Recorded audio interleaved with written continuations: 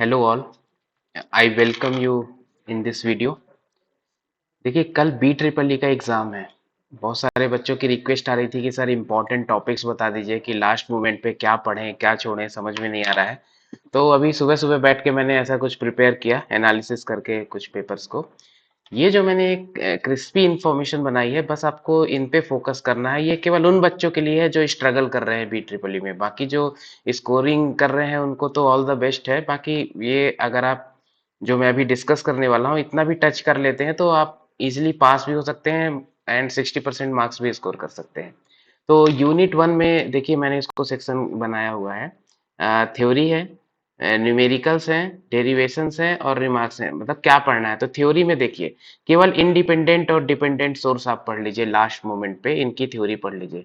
Numerical में देखो nodal analysis का न्यूमेरिकल देख लेना थोड़ा सा, थेवेनिन्स का देख लेना, सुपरपोजिशन का देख लेना। ये दोनों आते ही आते हैं और में आ ही जाते हैं अल्टरनेटिवली। एक मैंने मेस छोड़ा हुआ है क्योंकि मेस भी कर दूंगा तो पूरा सिलेबस ही इंक्लूड हो जाएगा। तो ये नोडल कर लेना, थेवेनिन्स कर लेना, सुपरपोजिशन कर लेना। एक एक सिंपल बहुत ही सिंपल प्रॉब्लम लगा लेना। डेरिवेशन की बात करें तो star delta transformation, star delta transformation का एक डेरिवेशन है। मेरे अगर आप मेरे यूट्यूब चैनल पे देखते हैं वीडियोस में तो आपको ये मिल जाएगा लास्ट ईयर क्वेश्चन पेपर के सोल्यूशन वाले प्लेलिस्ट में। क्या आपको पता होना चाहिए? आपको करंट डिवीजन रूल पता होना चाहिए और सीरीज और पैरेलल सर्किट का रेजिस्टेंस कैसे निकालते हैं वो कैलकुलेशन पता होना चाहिए तो आप कर सकते हैं।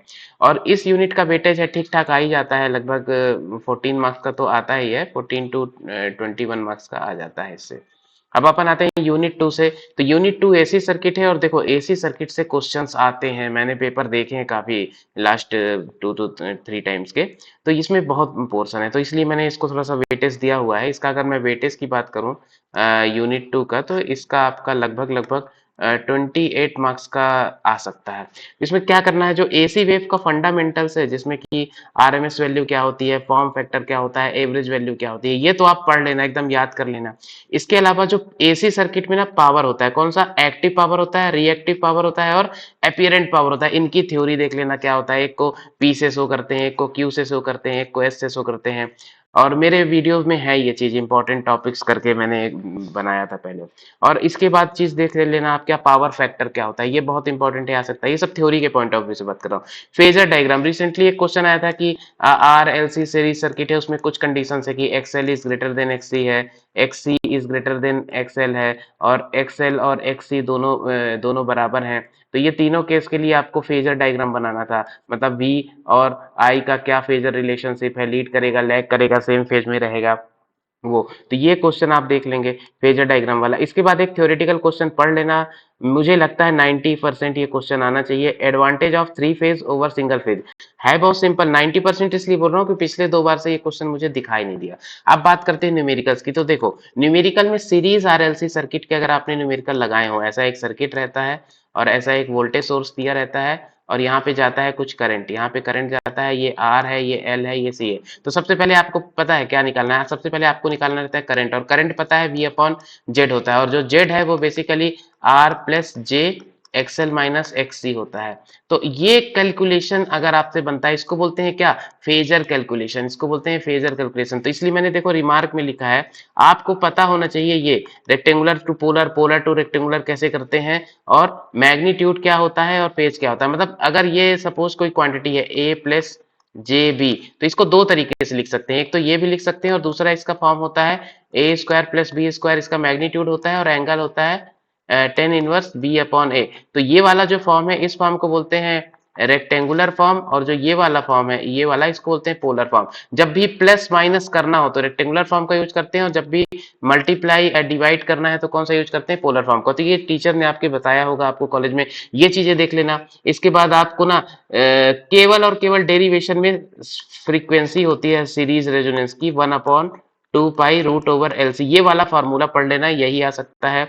इसको सीरीज रेजोनेंस मैंने लिखा हुआ है। और हाँ, एक होता है स्टार कनेक्शन, एक होता है स्टार कनेक्शन कुछ वाई टाइप का होता है और एक होता है डेल्टा कनेक्शन, कुछ ऐसा ट्रायंगल टाइप का होता है। इनके बीच में जो लाइन वोल्टेज और फेज वोल्टेज की रिलेशनशिप है, मैंने पुराने पेपर का जो सोल्यूशन बनाया उसमें ये चीज डिस्कस की थी।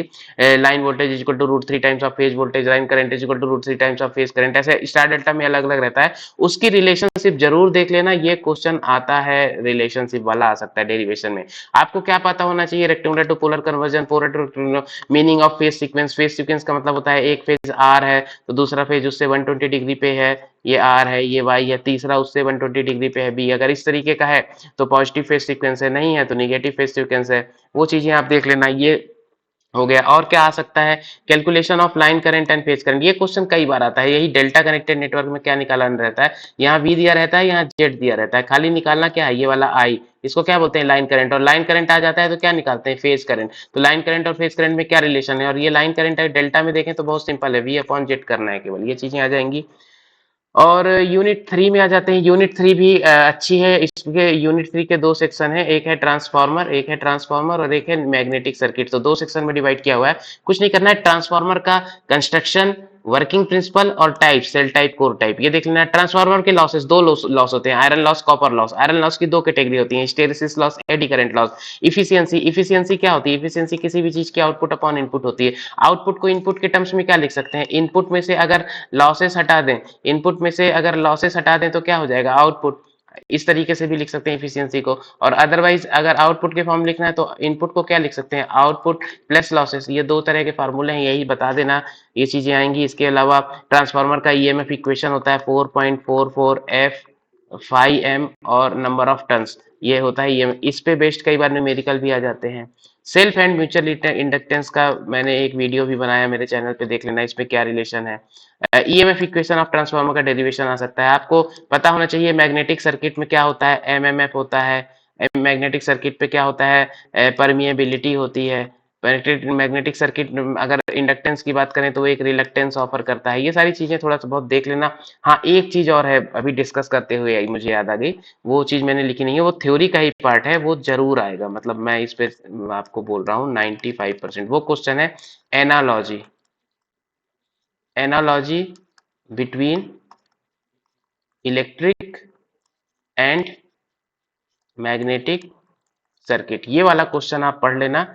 पांच छह पॉइंट्स होंगे, जैसे कि इलेक्ट्रिक सर्किट में बात करें तो क्या रहता है, इलेक्ट्रिक सर्किट में बात करें तो ईएमएफ रहता है, मैग्नेटिक सर्किट में बात करें तो एमएफ रहता है। यहाँ पे क्या रहता है, यहाँ पे रेजिस्टेंस रहता है, तो यहाँ पे क्या रहता है, यहाँ पे रिलक्टेंस रहता है। यहाँ पे क्या रहता है, यहाँ पे रहती है रजिस्टिविटी, यहाँ पे रहती है रजिस्टिविटी, तो यहाँ पे क्या रहती है, परमिएबिलिटी रहती है। इस तरीके से देख लेना, थ्योरेटिकल क्वेश्चन आ सकता है।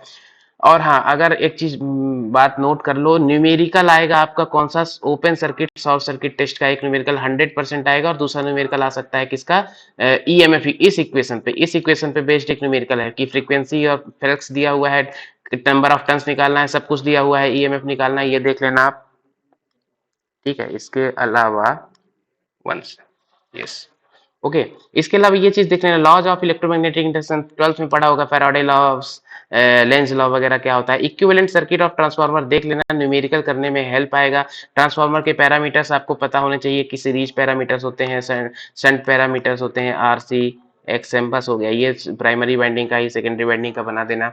मैग्नेटिक सर्किट का बीएच कर्व जरूर देख लेना, आता है बीएच कर्व आता है, B H curve, B H curve को मैग्नेटाइजेशन कर्व बोलते हैं। कुछ इस तरीके का कर्व बनता है, बीएच कर्व कुछ इस तरीके का बनता है, लाइक ये हो गया, ये हो गया, ऐसे ऐसे जाता है। आप देखना मेरे कुछ वीडियोस में मिल भी जाएगा, ये आपको कुछ इस तरीके का बनता है। यहाँ पे होता है आपका एच और यहाँ पे होता है आपका बी, इसको मैग्नेटाइजेशन कर्व भी बोलते हैं, पढ़ लेना।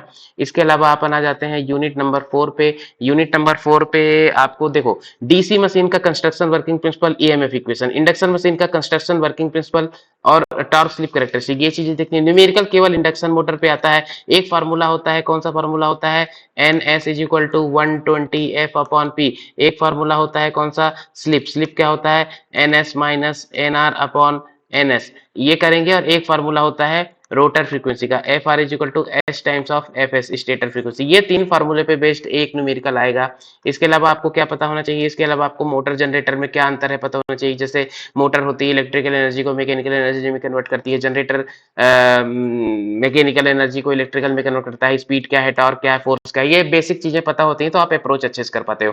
यूनिट 5 देखो अच्छी यूनिट है, पूरी की पूरी थ्योरेटिकल यूनिट है, एकदम याद कर लेना। आरएस फ्लिप फ्लॉप क्या होता है, जेके फ्लिप फ्लॉप क्या होता है, हाफ एडर क्या होता है, फुल एडर क्या होता है, और डी मॉर्गन्स थ्योरम क्या होता है। इतना कर लोगे आपका सब हो जाएगा। थोड़ा एडवांस जाना चाहते हो तो common ammeter common base transformer की इनपुट आउटपुट कैरेक्टरिस्टिक पढ़ लेना, और आप देख लेना क्या थोड़ा बहुत नंबर सिस्टम कन्वर्जन अगर आपको समझ में आए, मेरा एक डेडिकेटेड वीडियो है पूरा 57 मिनट्स का, वो देख लेना कि binary to decimal to octal to hexa कैसे कैसे करना है। अगर समझ में आता है ठीक है, नहीं छोड़ देना। और आपको पता होना चाहिए लॉजिक गेट्स वगैरह क्या होते हैं, ठीक है। ये मैंने बनाया है आपके लिए, अभी सुबह ही बनाया है। मेरा नाम डॉक्टर नमामि कृष्ण शर्मा है, इंदौर में मैं वर्क करता हूँ। और हाँ, ये दो लिंक हैं, ये दो लिंक हैं आपकी, इन दो लिंक पे आपको स्टडी मटेरियल मिल जाएगा। ये जो ड्राइव है, ये वाली ड्राइव की लिंक दी हुई है मैंने यहाँ पे, ये ड्राइव की लिंक है ये वाली, और ये वाली मेरे यूट्यूब चैनल की लिंक है। बहुत सारी चीजें आपको काम की मिल जाएंगी यहाँ पे, पूरा स्टडी मटेरियल भी मिल जाएगा।